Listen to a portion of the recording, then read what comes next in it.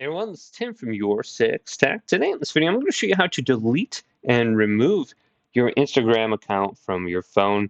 And this is easy to do. Let's go to the Instagram icon and tap on this. Then in the bottom right, let's go on over to the profile and select this. Then in the upper right, let's go to the three little dots or the three little horizontal lines and select it. And we're going to see settings and activity on the top. Simply go to this and type in DEL. Deletion or deactivation will appear on the top. Select that. Then if you have multiple profiles, select the profile you want to go and delete.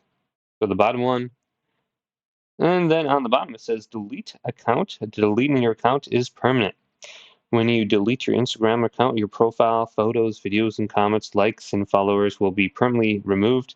If you'd like to take a break, you can temporarily deactivate the account by going to the top option. So select this and then go to continue, and you will need to type in your password before you actually completely permanently delete your account. But that should remove it completely from your phone.